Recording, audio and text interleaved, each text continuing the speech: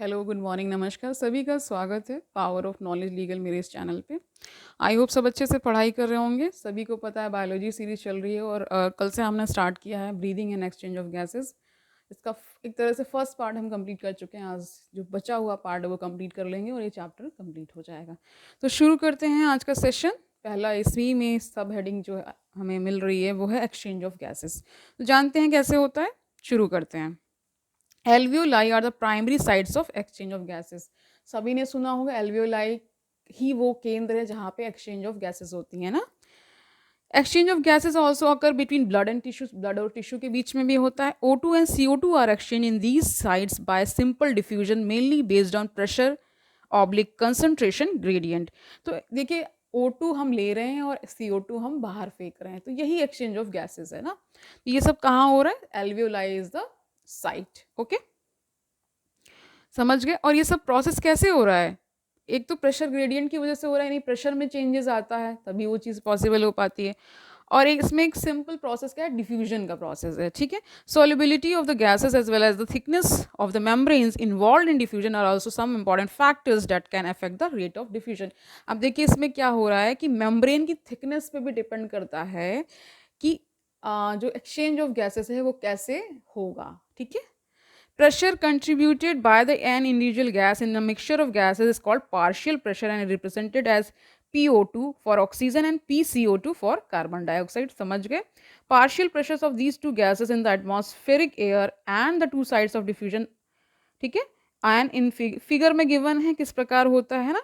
इतना ये चीज़ जानना इंपॉर्टेंट है कि जैसे पूछ सकते हैं कि एक्सचेंज ऑफ गैसेस कहाँ होता है, तो क्या वो कौन सी वो साइट है, तो alveoli is the site. Okay okay fine. देखिए अब इसमें देखिए similarly gradient of is present for CO2 in the opposite direction, that is from tissues to the blood and blood to alveoli, as the solubility of CO2 is 20 to 25 times higher than the O2।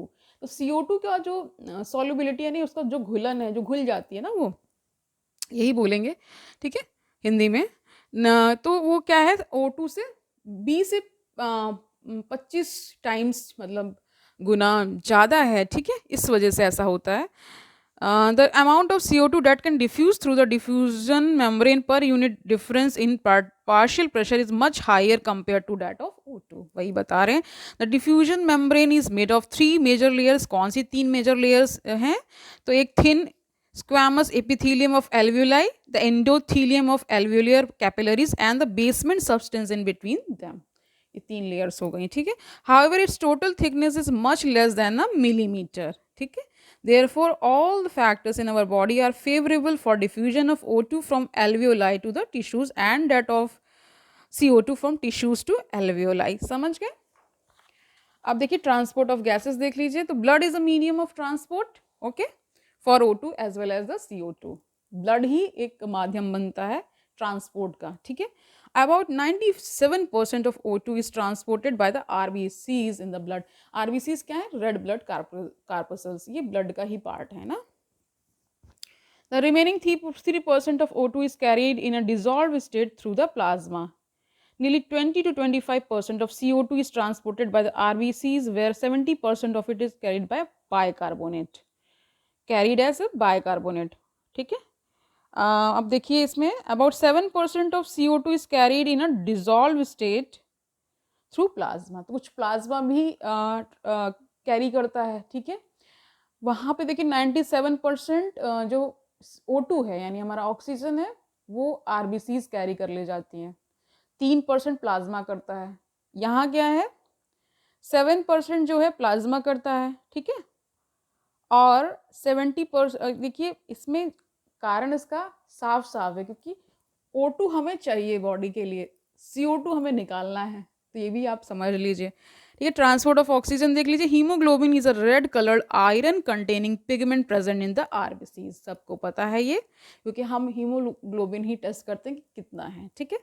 O2 can bind with hemoglobin in a reversible manner to form oxyhemoglobin, ठीक है। जब वो O2 ही किसके साथ जुड़ जाता है, haemoglobin के साथ जब जुड़ जाता है तो उसी को क्या बोलते हैं, ऑक्सीहीमोग्लोबिन बोलते हैं।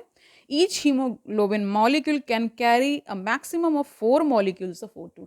तो एक हीमोग्लोबिन का जो मॉलिक्यूल होता है वो कितने ऑक्सीजन के मॉलिक्यूल्स को कैरी कर सकता है 4, ठीक है। Binding of oxygen with hemoglobin is primarily related to the partial pressure of O2, partial pressure of CO2, hydrogen ion concentration and temperature are other factors which can interfere with this binding, and ये factors भी depend करते हैं कि binding किस प्रकार की होनी है, ठीक है।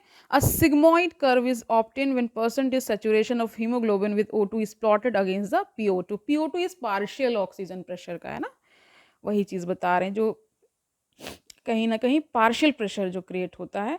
This curve is called the oxygen dissociation curve and is highly useful in studying the effects of factors like PCO2, hydrogen concentration effect on binding of O2 with hemoglobin. In the alveoli where there is high PO2 यानी ज़्यादा partial pressure होता है oxygen का, लो PCO2 यानी कम होता है partial pressure CO2 का, carbon dioxide का, ठीक है।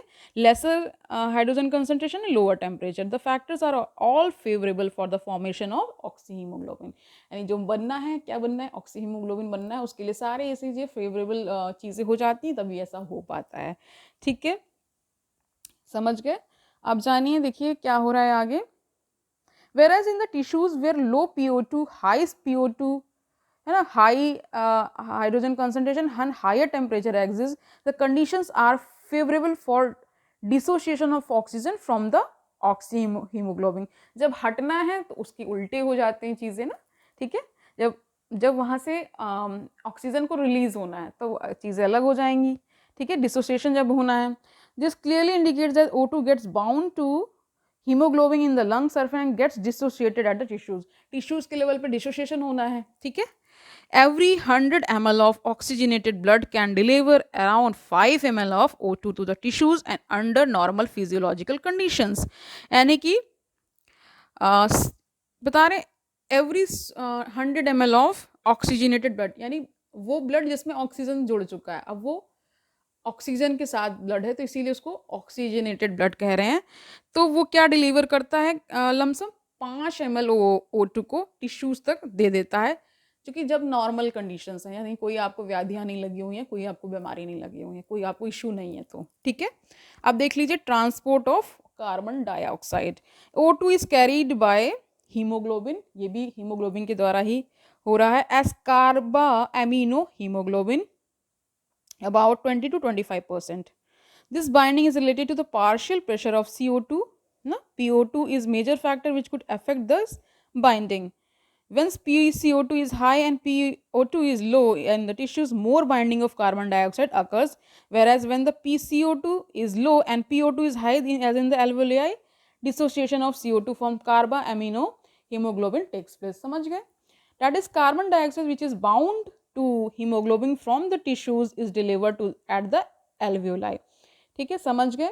RBCs contain a very high concentration of the enzyme carbonic anhydrase। तो देखो यहाँ पे क्या हो रहा है कि RBC जो है एक हाई कंसंट्रेशन, मतलब उसकी मात्रा ज़्यादा होगी एंजाइम की। कौन सा एंजाइम है, कार्बोनिक एनहाइड्रेज, ठीक है। And minute quantities of the same is present in the plasma too. यही चीज़ प्लाज्मा में भी प्रेजेंट होती है, लेकिन उसकी क्वांटिटी बहुत ही माइन्यूट होती है। This enzyme facilitates the following reactions. तो क्या होता है, जब CO2 प्लस H2O और कार्बोनिक एनहाइड्रेज प्रेजेंट है तो क्या बना देता है, H2CO3, यानी ये बना रहा है आपका कार्बोनिक एसिड, ठीक है। Okay, fine. At the tissue site where the partial pressure of CO2 is high due to catabolism, एक एनाबॉलिज्म होता है, कैटाबॉलिज्म होता है, ठीक है। CO2 diffuses into the blood, RBCs and plasma, ठीक है, and forms SCO3 and H plus, यानी कि हाइड्रोजन का बता रहे हैं, hydrogen atom. At the alveolar site where PCO2 is low, the reaction proceeds in the opposite direction, leading to the formation of CO2 and H2O, ठीक है। This CO2 trapped as bicarbonate at the tissue level and transported to the alveoli is released out at CO2.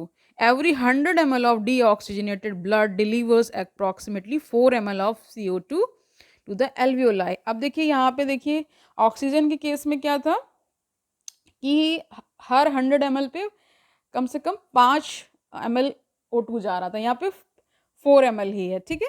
Regulation of respiration देख लीजिए क्या है. Human beings have a significant ability to maintain and moderate the respiratory rhythm to suit the demands of the body tissues.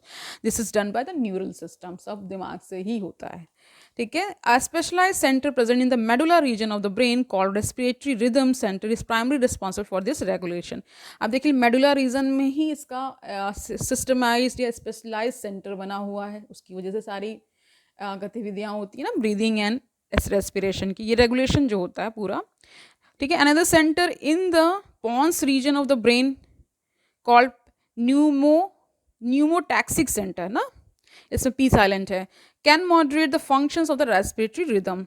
Neural signal from this centre can reduce the duration of inspiration and thereby alter the respiratory rate. अब देखिए दिमाग से तो हर चीज़ें ही हो रही हैं, तो ये डिपेंड करता है. A chemosensitive area is situated adjacent to the rhythm centre which is highly sensitive to the CO2 and hydrogen ions. Increase in these substances can activate this center, which in turn can signal the rhythm center to make necessary adjustment in the respiratory process by which these substances can be eliminated. जैसे आप घबराएंगे तो आपकी breathing बढ़ जाती है. ठीक है. आप बहुत शांत हैं तो आपका कंट्रोल वे में रहता है. आप बहुत ज़्यादा निराश हैं तो भी चीज़ें अलग हो जाती हैं. बहुत ज़्यादा एक्साइटमेंट में हैं तो बदल जाता है. जब दौड़ते हैं तब बदल जाता है. वॉक करते हैं तो बदल जाता है. यानी ये चेंजेस कौन वेरी करवा रहा है? ब्रेन ही करा रहा है. ब्रेन की एक सेंटर्स हैं, वहाँ से वो सारी चीज़ें रेगुलेट हो रही हैं. ठीक है, समझ गए. Receptors associated with the aortic arch and carotid artery can recognize changes in the CO2 and hydrogen concentration and send necessary signals to the rhythm center for remedial actions. यानी कि ये सिस्टम इतनी अच्छे से वर्क कर रहा है तभी. ठीक है. पढ़ना एक अलग चीज़ है और हम लोग तो ले रहे हैं, हर पल सांस ले रहे हैं, रेस्पिरेशन हो रहा है, ब्रीदिंग हो रही है. ठीक है. तो ये पता नहीं चलता, लेकिन जब पढ़ते हैं तो एक एक चीज़ हम लोग जान पाते हैं कैसे क्या क्या प्रोसेस हो रहा है. The role of oxygen in the regulation of respiratory rhythm is quite insignificant. ठीक है. अब देखिए यहाँ पे सिग्नल्स भी जाते हैं ना कि अब थोड़ा सा कम कर देना, अब घबराहट नहीं हो रही है तो अब नॉर्मल ब्रीदिंग हो जाएगी. इस तरह से वो इंटरेक्शन होता ही रहता है बॉडी का और ब्रेन का. ठीक है. अब देखिए डिसऑर्डर्स देख लीजिए रेस्पिरेटरी सिस्टम के क्या क्या होते हैं. अस्थमा पहला है. This is difficulty in breathing causing wheezing due to inflammation of bronchi and bronchioles. जो ब्रोंकाई एंड ब्रोंक्यूल्स में सूजन आ जाती है, ठीक है, उसकी वजह से ही अस्थमा होता है और थोड़ा सा डिफिकल्टी होती है ब्रीदिंग में, यानी सांस लेने में प्रॉब्लम होती है. एक है emphysema is a chronic disorder in which alveolar walls are damage. इसमें एल्वियोलर वॉल्स ही डैमेज होते हैं ना, इस वजह से इनको एम्फीसीमा बोला गया है. क्रोनिक डिसऑर्डर है, यानी कि क्रोनिक का मतलब है कि जो लंबे समय तक चला आ रहा है. ठीक है.